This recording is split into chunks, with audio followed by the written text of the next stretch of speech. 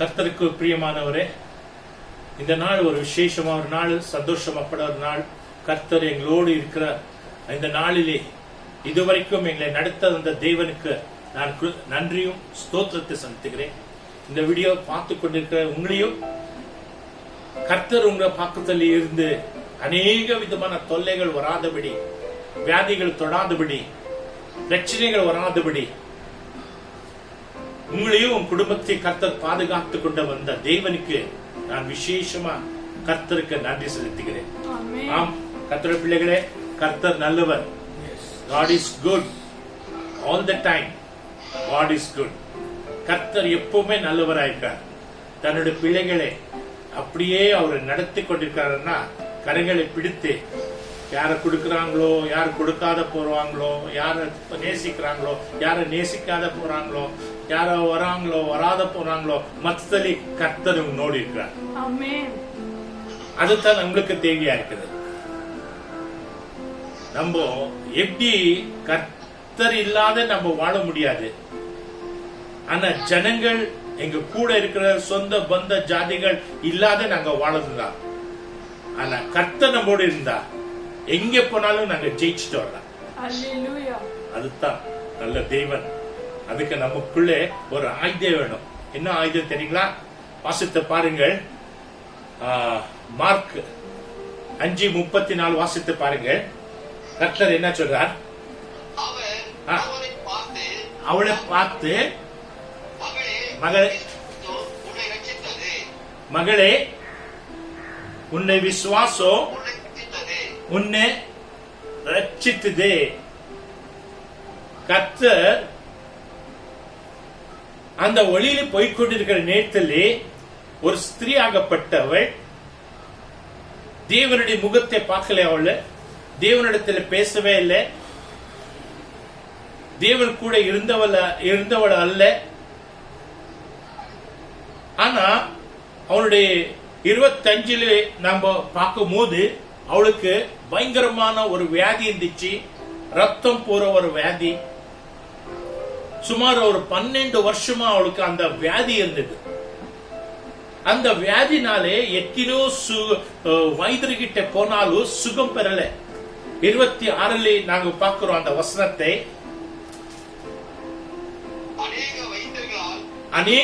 அநேக வைத்தியனாலே மிகவும் வருத்தப்பட்டு தனக்கு உண்டானது எல்லாத்தையும் செலவிட்டு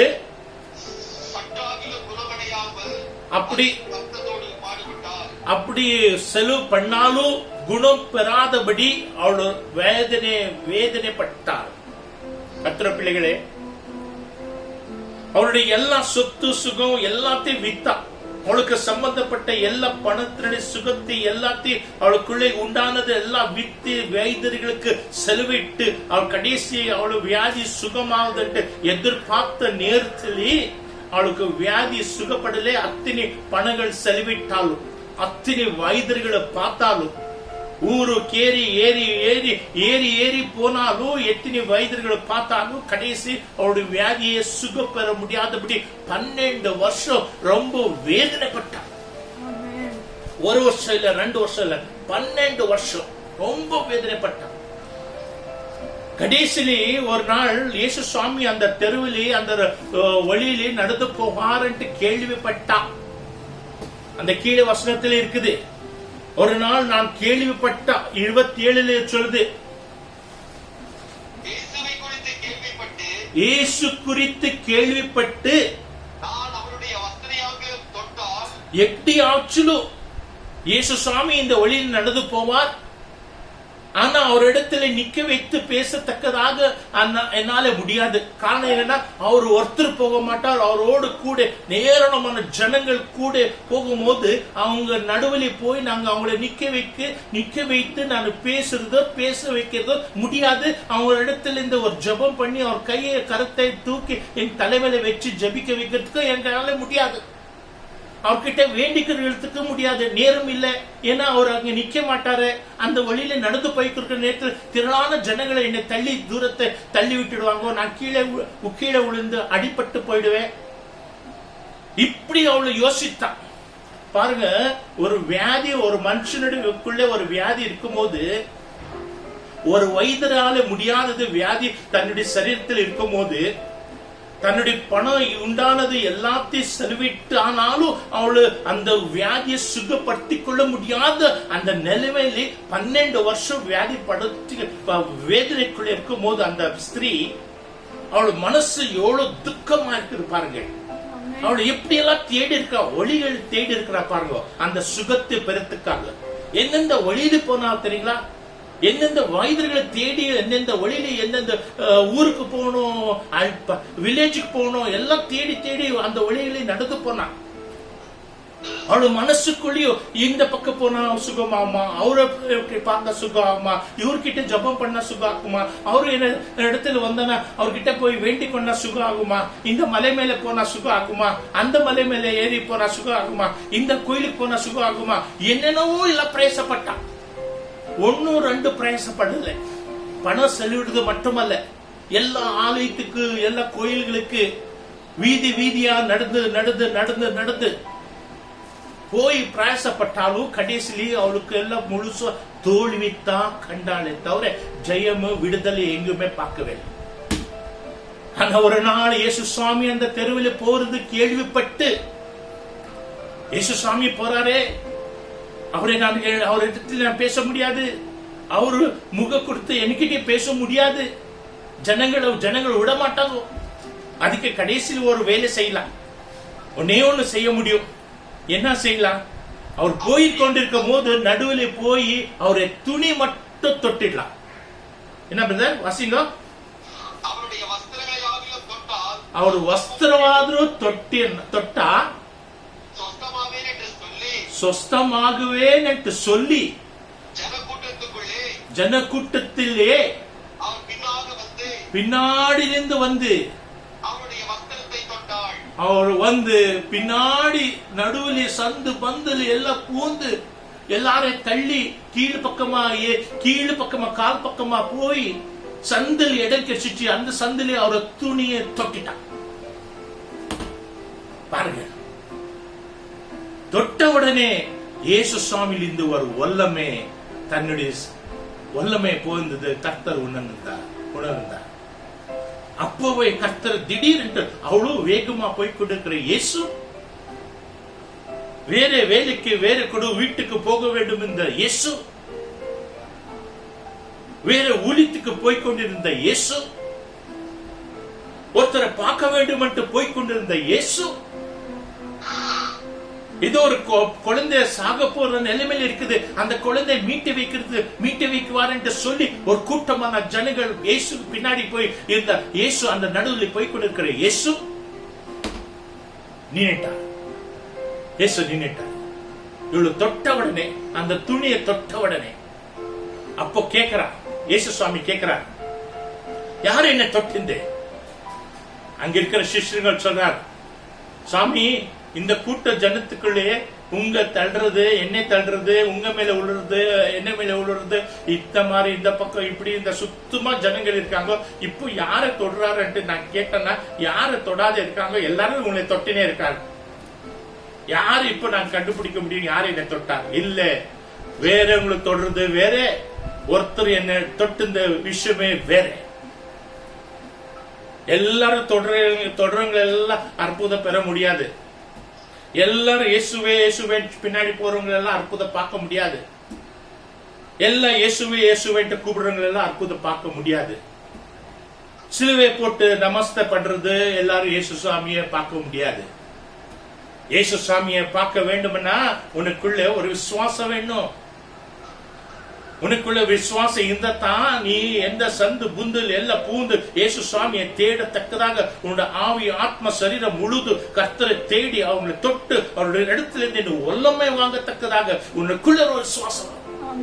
அந்த விசுவாசத்தான் இந்த காலத்துல விசுவாசிகளுக்கு பேர் இருக்குது. ஆனா அந்த விசுவாசி பேர் இருந்தாலும் விசுவாசம் இல்லை. இந்த விசுவாசம் இல்லைன்னா என்ன சுகம், என்ன பிரயோஜனம்? 44 உபவாசம் எடுத்தாலும் பிரயோஜனம் இல்லை, 10 அவர் ஜபிச்சாலும் பிரயோஜனம் இல்லை. விசுவாசம் இருக்க வேண்டும். விசுவாசத்தோடு போய் அவளோட வஸ்திரத்தை தொட்டா, அவ்வளவுதான். ஒடுமோ தொடவேலை. சரீர இயேசு சுவாமி உடம்பை தொடவில்லை. கீழே பாகத்திலே கால் பாகத்திலே இருக்கிற அந்த துணி, இயேசு சுவாமி போட்ட துணி, அந்த துணியை தொட்டான். தொட்ட உடனே ஒரு வல்லமே பாய்ந்து இயேசு சுவாமியிலிருந்து அவளுக்குள்ளே இருக்கிற வியாதியை சுகாக்கத்தக்கதாக கர்த்தர் அங்கே நீண்டார். போய்கூட இருக்கிற இயேசுவை நிக்க வச்சுட்டா. பாருங்க, ஒரு பெண், எவ்வளவுமான அற்புதம், எவ்வளவுமான அதிசயம் பாத்தீங்களா? வேகமா போய்கொண்டு இருக்க இயேசுவே நிக்க வச்சுட்டான். எப்பேற்பட்ட ஒரு விசுவாசம் இருக்கலாம்! இந்த விசுவாசம் உன்னிடத்தில் இருக்க வேண்டும். உங்க வீட்டுக்குள்ள கர்த்தர் இறங்கி வர்றதுக்கு உன்னிடத்தில் ஒரு விசுவாசம் இருக்க வேண்டும். நீ தொடர விதத்தில் தொட்டா, நீ கூப்பிடுற விதத்தில் கூப்பிட்டா, நீ பார்க்க விதத்தில் நீ பார்த்தா, நீ நினைக்கிற நேரத்தில் நினைத்தா, கர்த்தர் உன்னை வருவார், உன்னிடத்தில் நிற்குவார், உன்னிடத்தில் ஆசீர்வதிக்கிறார். ஆனா அந்த விசுவாசத்தோடு இருக்க வேண்டும். அவிசுவாசத்தோடு நீ என்ன செஞ்சாலும் ஒண்ணுமே பிரயோஜனம் இல்லை. வானத்துக்கு ஏறி போறது இல்ல, பரலோகத்துக்கு உள்ளே போக முடியாது. என்ன ஜெபம் பண்ணாலும் உன்னோட ஜெபம் எல்லாம் வேஸ்ட் ஆயிடும். விசுவாசம் உன்னிடத்தில் இருக்க வேண்டும். அந்த விசுவாசம், அந்த விசுவாசத்தாலே போய்கொண்டிருக்க இயேசுவே நிக்க வைத்தா. நிக்க வைத்து இவ்வளவு தொடுறதுக்கு முன்னாடி நினைத்தா இயேசு சுவாமி கிட்ட பேச முடியாது, இயேசு சுவாமியை நிக்க வைக்க முடியாது, இயேசு சுவாமி எனக்கு ஜபிக்க வைக்க முடியாது. ஏன்? அவ்வளவு பெரிய தெய்வனே நான் எப்படி? நான் ஒரு பாவி, நான் ஒரு தரித்திர பிடிச்சவள், எல்லா சொத்து சுகத்தை இந்த ஒரு வியாதிக்காக எல்லாத்தையும் எழுந்து போனவள். என்னை கூப்பிட்டா நிக்குவாரா? எவ்வளவு பெரிய பெரிய ஜனங்க அவங்களோடு கூட போயின்னு இருக்கிறாரு.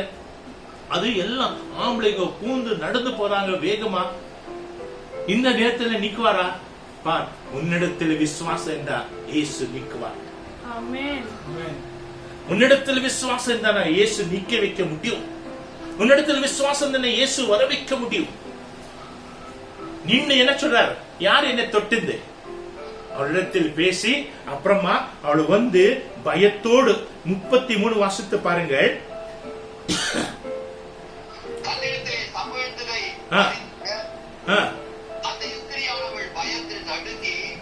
அந்த ஸ்ரீயானவள் பயந்து நடுங்கி அவள் முன்பாக வந்து விழுந்து உண்மை இருக்கிறது எல்லாத்தையும் சொல்லிட்டான். பாத்தியா? அப்போ எவ்வளவு நேரம் நின்று இருப்பார்? ஒரு நிமிஷம் இல்ல, 2 நிமிஷம் இல்ல, சுமாரா நேரம் நின்று இருப்பார் என்று நான் நினைச்சுக்கிறேன். அவள் இருக்கிற உண்மை, உள்ளத்துல அவள் வாழ்க்கையில நடந்த எல்லா விஷயங்கள் அவள் வந்து இயேசு சுவாமி கிட்ட சொன்னான். அப்போ அத்தனை ஜனங்கள் சும்மா இயேசு சுவாமி சும்மா பின்னாடி நின்றார். அவள் என்ன சொல்றா? இயேசு சுவாமி என்ன கேட்கிறாரு நின்னு கேட்டுனே இருந்தார். கர்த்தருடைய பிள்ளைகளே, அதனால தான் இயேசு சுவாமி சொன்னாரு 34 வசனத்தை பாருங்க மீண்டும். அவளை பார்த்து, மகளே, உன்னுடைய விசுவாசம் உன்னை ரட்சித்திருக்குது. போ. கர்த்தருடைய பிள்ளைகளே, உன்னுடைய விசுவாசம் உன்னை ரட்சிக்க வேண்டும்னா உனக்குள்ள ஒரு விசுவாசம் இருக்க வேண்டும். உனக்குள்ள ஒரு ஜெயம் காண வேண்டுமா? உனக்கு சரீரத்துக்குள்ள வியாதி சுகப்பட வேண்டுமா? உன் குடும்பத்தில் தொல்லைகளை தூரம் போக வேண்டுமா? உன்னோட பிசாசுடைய தொல்லைகளிலிருந்து தூரம் போக வேண்டுமா? உனக்குள்ள ஒரு விசுவாசம் இருக்க வேண்டும். அந்த விசுவாசம் இருந்தா தான் பிசாசு எந்த தொல்லை கொடுக்க வேண்டும் என்று வர்றானோ அவன் நிக்க மாட்டான், ஓடி போயிடுவான். ஏன் பிரச்சனைகள், ஏன் தரித்திரங்கள், ஏன் சிக்கல், ஏன் இந்த மாதிரி பிரச்சனை, வேலை மேல பிரச்சனை, வீடுக்குள்ள பிரச்சனை, குடும்பத்தில் பிரச்சனை, ஜாயிண்ட் ஃபேமிலி குடும்பத்தில் பிரச்சனை, ஒருத்தருக்கு ஒருத்தர் வாக்குவாதம். ஏன்? உனக்குள்ள ஒரு விசுவாசம் வேண்டும். இயேசு என்னிடத்தில் இருக்கிறார், இயேசு என்னோடு வருவார், இயேசுவாலே முடியும், இயேசுவாமே நாளை முடியும். அந்த விசுவாசத்தோடு நீ தேவனை தேடி பார். அந்த விசுவாசத்தோடு கர்த்தர் நிக்க. அந்த விசுவாசம், எவ்வளவு பெரிய விசுவாசம், எவ்வளவு பெரிய வேலை செய்யல தெரியுமா உலகத்திலே? மத்தாய 17:20 என்ன சொல்லுது தெரியுங்களா? மத்தாய 17:20 கடுகு போல ஒரு விசுவாசம் இடத்தில் இருந்தா. கர்த்தருடைய பிள்ளைகளே, கடுகு போல சொல்ற. மத்தாய 17:20 என்ன சொல்றாரு?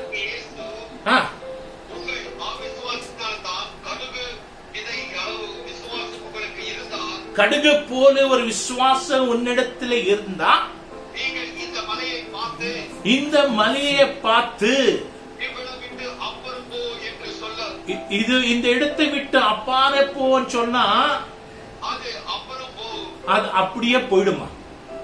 என்ன இவ்வளவு பெரிய விசுவாசம் பாருங்கள், இவ்வளவு பெரிய விசுவாசத்துக்கு பார்க்கல. நீங்க கடுகு எவ்வளவு பேர் பார்த்திருக்கீங்க?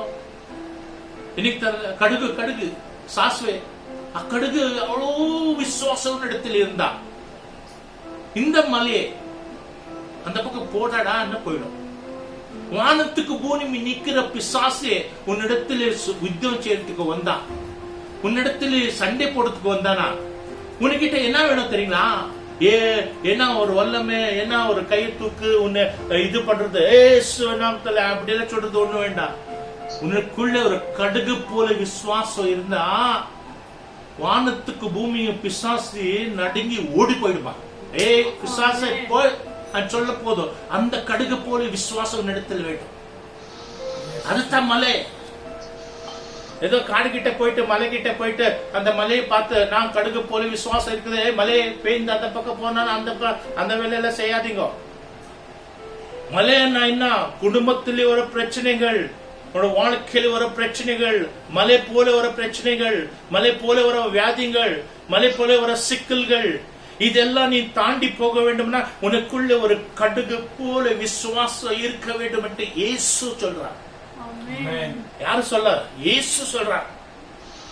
மரித்து போனது நீ எழுப்ப முடியும். எப்போ? கடுகு போல விசுவாசம் இருந்தா.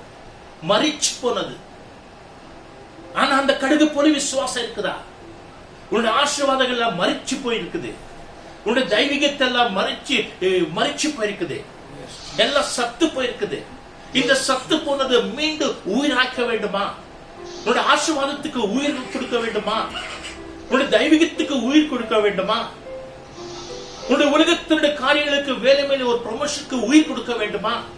உனக்குள்ள ஒரு கடுகு போல விசுவாசத்தை வைத்துப்பா. உன்னை கர்த்தர் தூக்குவார். கர்த்தர் உன்னை நுக்கி நிக்க வைக்குவார், ஆசீர்வதிக்குவார். அந்த கடுகு விசுவாசத்தை இயேசு சுவாமி சொல்றார். உன்னிடத்தில் இருந்தா நான் செய்தது காரியத்தோட என்னோட பெரிய காரியத்தை நீ செய்ய முடியும். அற்புதங்கள் நான் என்ன செஞ்சேன்னு அதுக்கு 2 மடங்கு நீ செய்ய முடியும். கடுகு போல இருக்க விசுவாசம், இயேசு உன்னிடத்தில் இருக்கிறான் ஒரு விசுவாசம் இடத்தில் இருக்க வேண்டும். ஒரு அதிகாரியை பார்த்து கர்த்தர் சொல்றார், உன்னுக்குள்ள இருக்கிற ஒரு பெரிய விசுவாசம். மத்தாயம் 8:10 என்ன சொல்றாரு? உனக்குள்ள ஒரு பெரிய விசுவாசப்பா. நம்ம இஸ்ரேல் ஜனத்துக்குள்ளேயே இந்த மாதிரி ஒரு விசுவாசத்தை நான் எங்க பார்க்கலையே. மத்தாயம் 8:10 இயேசு இது கேட்டு ஆச்சரியப்பட்டாரு. என்ன சொல்லி? தன்னை பின்னாடி செல்லங்களை நோக்கி இஸ்ரேலுக்குள்ளேயோ நானும் இஸ்ரேல் நடுவில் இப்பேற்பட்ட விசுவாசத்தை நான் எங்குமே காணவே இல்லை. பாரு, அது ஒரு அதிகாரி, ஒரு உலக மனுஷன் ஒரு அதிகாரத்துக்குள்ளே இருக்கிறான். ஒரு அரசாங்கத்துக்குள்ளே ஒரு அதிகாரத்தோட ஒரு வேலை செஞ்சு கொண்டிருக்கிற ஒரு முக்கியமான ஒரு ஆபீசரை நினைச்சுக்கலீங்களே. உலகத்தினுடைய மனுஷன் அவன் சொல்றான், இயேசு சுவாமி நம்ம வீட்டுக்குள்ளே ரொம்ப ஒரு நாளிலிருந்து மாதத்திலிருந்து நம்ம வேலைக்கார படிக்கையோட படுத்துன்னு இருக்கிறான். பயங்கரமான வியாதியை பிடிச்சு அவன் என்ன ஆனாலும் சுகம் ஆக முடியல. அவன் என்ன செய்யறது? நீங்க ஒரு ஜபம் பண்ணுங்களே, நீங்க வாங்க கேட்கும் போது ஆண்டவர் சொல்றாரு, வா உங்க வீட்டுக்கு போய் ஜபம் பண்ணலாம், உங்க வீட்டுக்கு போலாட்ட. அவன் சொல்றான், சுவாமி 9வது வசனத்தில் வாசித்து பாருங்கள்.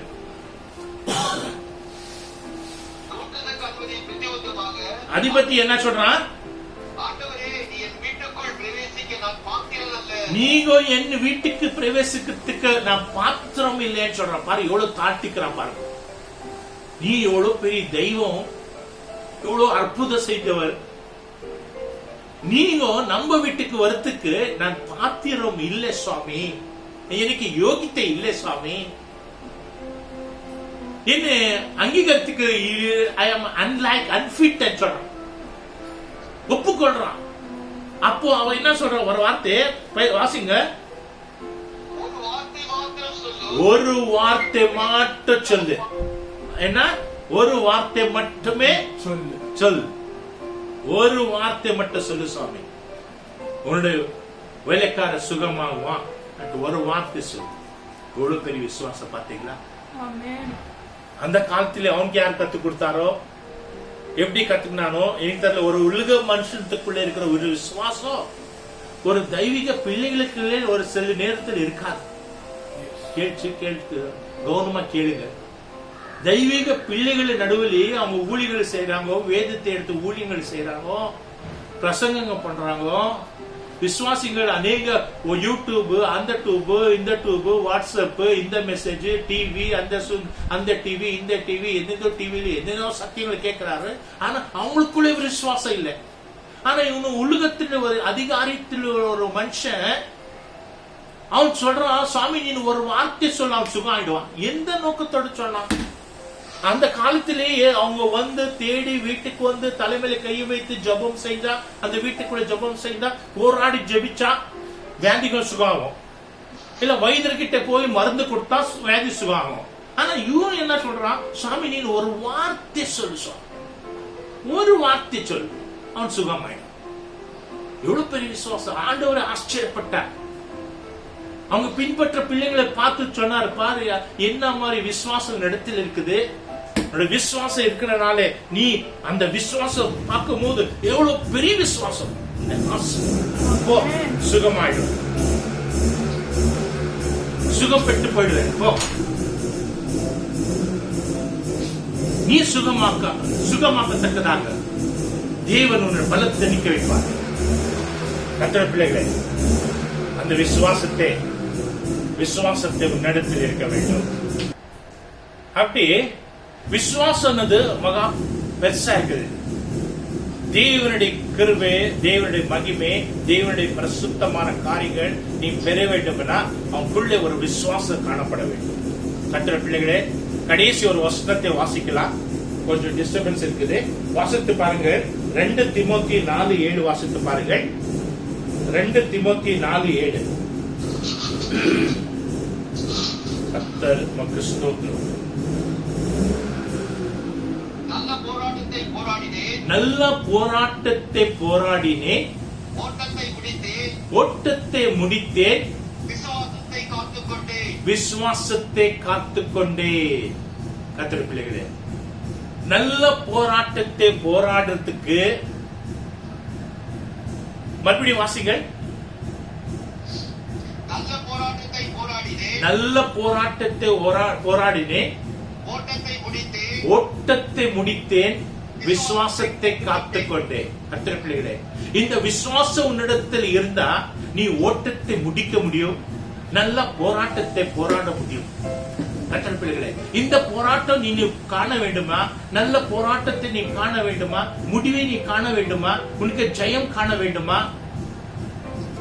நீ என்ன நோக்கத்தோடு நீ ரட்சிக்கப்பட்டு எந்த நோக்கத்தோடு நீ தேவனுக்காக ஜீவித்துக் கொண்டிருக்கிறோ அந்த நோக்கத்தை நிறைவேற்ற வேண்டும்னா உனக்குள்ள ஒரு விசுவாசம் இருக்க வேண்டும். அந்த விசுவாசம் உன்னை நல்ல ஓட்டத்துக்குள்ளே ஓடி ஓடி ஓடி ஓடி ஓடி ஓடி ஓடி ஓடி வைத்து உன்னை முடிக்கத்தக்கதாக செய்யும். நீ முடிக்க வேண்டுமா? ஆமா, நீ நல்லபடி முடிக்க வேண்டுமா? நீ தெய்வீகத்தில் நல்ல விதத்தில் முடிக்க வேண்டுமா? அதுக்குள்ள உனக்கு விசுவாசம் வேண்டும். விசுவாசம் உன்னிடத்தில் இருந்தா இல்லைன்னா நீ முடிக்க முடியாது. நீ நல்ல ஓட்டத்தை ஓடவும் முடியாது. நீ கர்த்தருக்கு நீ பலன்கள் கொடுக்க முடியாது. தேவனுக்காக நீ செய்ய முடியாது. கர்த்தருடைய பிள்ளைகளே, நீ தேவனுக்காக முடிக்க வேண்டும்னா, நல்ல ஓட்டத்தை நீ ஓட வேண்டும்னா, நீ முடிவிலுக்குள்ளே ஜெயத்தை காண வேண்டும்னா, தேவனுடைய ராஜ்யத்துக்குள்ளே கடந்து போகணுமா, உன்னிடத்தில் விசுவாசம் வேண்டும். அந்த விசுவாசத்தான் உன்னை நித்திய ராஜ்யத்துக்குள்ளே கடந்து போய் நிக்க வைத்துக் கொள்ள முடியும். இந்த உலகத்தில் என்ன பிரச்சனை வந்தாலும் அந்த பிரச்சனையை தாண்டி போறதுக்கு உன்னிடத்தில் விசுவாசம் வேண்டும். விசுவாசம் இல்லாத ஒண்ணும் இல்லை. இப்ரியர் 11:6 வாசித்து பாருங்கள். விசுவாசம் இல்லாத ஒண்ணும் இல்லை. நீ எதுவுமே சாதிக்க முடியாது. விசுவாசத்தான் உனக்கு தேவனுக்கு ஒரு தொடர்பு இருக்கும். விசுவாசம் இல்லைன்னா தொடர்பு இல்லை. யோவான் 20:29 வாசித்து பாருங்கள். அப்படி அதுலயும் இது வாசித்து பாருங்கள். இப்ரியர் 11:6 அந்த விசுவாசம் இருந்தால் நீ தேவனே நீதிமான் ஆக முடியும். விசுவாசம் இல்லாமல் தேவனுக்கு பிரியமா இருக்குது கூடாத முடியாத காரியம்.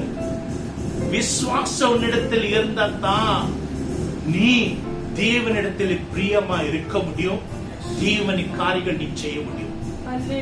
கடைசி ஒரு வசனத்தை வாசித்து பாருங்க. யோவான் 20:29 யோவான் 20:29 நீ விசுவாசம் உன்னிடத்தில் இருந்தால் நீ நீதிமான் ஆக முடியும், தேவனை பிரியப்படுத்த முடியும். அத்தனை பிள்ளைகளே, தோமாவே நீ கண்டனாலே தான் என்னை விசுவாசிக்கிற. காணாத இருக்கிறவங்க எத்தனை பேரு காணாத விசுவாசிக்கிறவங்க அவங்களுக்கு நான் என்ன சொல்லிட்டோம்? நீ பார்த்தனாலே, நீ தொட்டனாலே, நீ கண்டனாலே, நீ என்ன பார்த்தனாலே நீ விசுவாசிக்கிற. இல்ல நீ விசுவாசம் இருக்க மாட்டேன். ஆனா உலகத்தில் எத்தனை பேரை காணாதே, என்னை பார்க்காதே, அவங்க விசுவாசத்துக்குள்ளே அவங்க கடந்து போய் கொண்டிருக்கார் தெரியுமா? விசுவாசத்துக்குள்ளே நடந்து போயிருக்காங்க தெரியுமா? விசுவாசத்துல இருந்து என் ஆசீர்வாதத்தை பார்த்து கொண்டிருக்க தெரியுமா?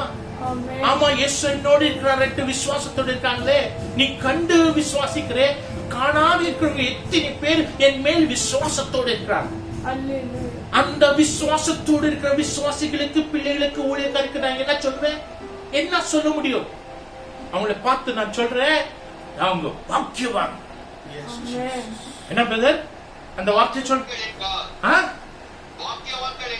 பாக்கியவான் சொல்றார். நீ பாக்கியவான். என்னை காணாத என் மேல் விசுவாசத்தை வைத்து பிரயாணத்தை சேர்ந்து கொண்டு என்னோடு இருந்து என் பாவத்தை உலகத்தை தொட்டு உன்னை வாழாதபடி இயேசுக்காக எனக்காக நீ ஜீவித்துக் கொண்டிருப்ப. உன்னுடைய இருதயத்தை, உன்னுடைய மனசு, உன்னுடைய இருதயத்தை பார்த்து நான் என்ன சொல்றேன்? நீ பாக்கியவான். நீ பாக்கியவான் இருக்கிறதுனால தான் நான் உன்னோடு இருக்கிறேன். இயேசு சொல்ற, நான் உன்னோடு இருக்கிறேன். அதனாலே கர்த்தர் பிள்ளைகள் நேரம் கடந்து போயிடுச்சு, மன்னித்துக் கொள்ளுங்கள். 1/2 மணி நேரம் ஆயிடுச்சு. கர்த்தர் ஆசீர்வதிக்குவார். விசுவாசத்தோடு அநேக வசனங்கள் இருக்குது, சொல்றதுக்கு நேரம் இல்லை, கடந்து போயிருக்குது டைம். அதனால கண்கள் மூடி சிறு ஜெபத்தை செய்வோம். விசுவாசத்தை புதுப்பித்துக் கொள்ளுங்கள். விசுவாசம் உன்னிடத்தில் இருந்தால் உனக்குள்ள எந்த பயம் தேவையில்லை. எதுக்கு நீ கவலைப்பட தேவையில்லை. என்ன பிரச்சனை என்றாலும் விசுவாசத்தோட சொல்லு, இயேசு என்னோடு இருக்கிறார்.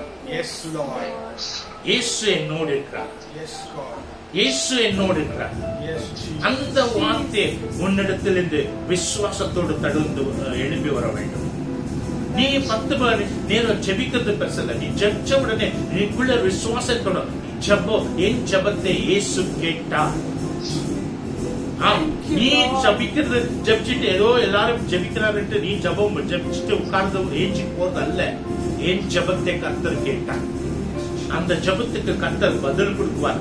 காரணம் என்ன? எனக்குள்ள இருக்கிற விசுவாசத்தை எந்த வேலை செஞ்சால் விசுவாசத்தோடு செய். கர்த்தர் என்னோடு இருக்கிறார். எந்த கெட்ட பழக்கத்துக்கு என்னை கர்த்தர் விட மாட்டார். எந்த கெட்ட வழிகளுக்கு போறதுக்கு கர்த்தர் என்னை விட மாட்டார். எந்த பாவம் சேர்த்துக்கு கர்த்தர் என்னை விட மாட்டார். கர்த்தர் என்னோடு இருக்கிறபடியாலே, இயேசு என்னோடு இருக்கிற விசுவாசம் இடத்தில் இருக்க வேண்டும். அப்போதான் உன்னுடைய பிரயாணத்தை இந்த உலகத்திலே கடந்து செல்ல முடியும், நடந்து செல்ல முடியும். ஏதோ தாத்தா மாதிரி கோல ஊறின்னு போயினே இருந்தா எப்ப எந்த காலத்துல நீ போவே, எந்த காலத்துல நீ முடிக்கவே, எந்த காலத்துல நீ முடிச்சு தேவராட்சியத்துக்கு நீ போக முடியும். விசுவாசம் இல்ல, தாத்தா மாதிரி கோல ஆடுது, கையால ஆடுது. விசுவாசம் அப்படியே ஆடுது. இந்த இடத்துல எப்படி நீ தெய்வீக காரியங்களை செய்ய முடியும்? ஜனங்களுக்கு பெருசு ஷோ காமிக்கிறது அல்ல. ஜீவித்துக்குள்ளே விசுவாசம் இடத்தில் இருக்கணும். கர்த்தரை என்னை விட மாட்டார். நம்மளுடைய ஊழியக்காரை பார்க்கும் போது அவர் விசுவாசத்தினாலே ஊழியத்தை தொடங்கினார். விசுவாசத்துல நிற்கிறார், விசுவாசத்துல செய்றார். எந்த தேசத்தையும் எந்த ஃபாரின் தேசத்தினுடைய எதிர்பார்க்கிறது அல்ல, இயேசு எதிர்பார்க்கிறார். காரணம் அந்த ஊழியம் எப்படி நடக்குது? விசுவாசத்தோட நடக்குது. ஆம் ஜீசஸ்.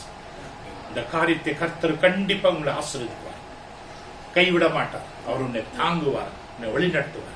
Hallelujah. பிரதர், ஒரு ஜெபம் பண்ணுங்க சின்னதா. எங்களை நேசிக்கிற நல்ல இயேசு சுவாமி, இந்த நல்ல நாளுக்காய் நாங்கள் உம்மை ஸ்தோத்திரிக்கிறோம்ப்பா. ஆமென். ஆண்டவரே, நாங்கள் விசுவாசம் அற்ற நிலையில் இருந்தாலும் எங்களுக்கு விசுவாசத்தை தருகிற தகப்பன் நீர் அல்லவா சுவாமி. ஆமென். ஆண்டவரே, நாங்கள் விசுவாசத்தை கொண்டிருக்கிறோம் ராஜா. இயேசு. இந்த மேல் கடமாடி கொண்டிருக்கிறது ராஜா. இந்த உலகம் மேல் கடமாடி கொண்டிருக்கிறது ராஜா. Yes master. விசுவாச வருத்தங்களாக ஜீசஸ். ஹalleluya. நாங்கள் ஜெபிக்கிறோம் சுவாமி. Thank you, Jesus. அந்த பெரிய அதிபதி ராஜா. Hallelujah. சொன்னால் போதும் ஆண்டவரே. ஆமென். நான் சுத்தமாவான் என்று சொன்னதை போல ராஜா. Yes, Jesus. ஒரே ஒரு வார்த்தை ராஜா, என் தேசத்தை பார்த்து சொன்னார் ராஜா. என் தேசம் சுகமடைவது மாத்திரமல்லாது ஆமென். சபைகளும் கர்த்தாவே திறக்கப்படும் அல்லவா ராஜா. Jesus. Hallelujah. சுகமே தகப்பனே. Amen. உம்மை காத்துக்கொண்டு Thank you, Jesus. Thank you, Thank you, Jesus. Jesus. நன்றி Thank இயேசு you, சுவாமி. Jesus. நன்றி இயேசு. உம்முடைய வார்த்தைகளுக்கு பரலோக ராஜ்யம் உண்டு கர்த்தாவே. ஆமென். ஸ்தோத்திரம். கொண்டு கர்த்தாவே, எங்கள் விசுவாசம் அசையாதபடி என் தேவன் காத்துக் கொண்டு ராஜா. ஓ, என் ஜீ- தேசம் மாத்திரமல்ல, என் சபைகள் மாத்திரமல்ல, உம்மை அறியாத ஜனங்களும் கர்த்தாவே, உம்மை நோக்கி பார்த்து விசுவாசம் ஓ, கர்த்தாவே, ஒரு ஆமென். விசுவாசத்தை நீ கட்டளையிடும்படி ராஜா. கட்டளையிட ஒரு வேண்டும். வார்த்தை நீ சொல்லும்படி கர்த்தாவே. ஓ, ஜீசஸ்.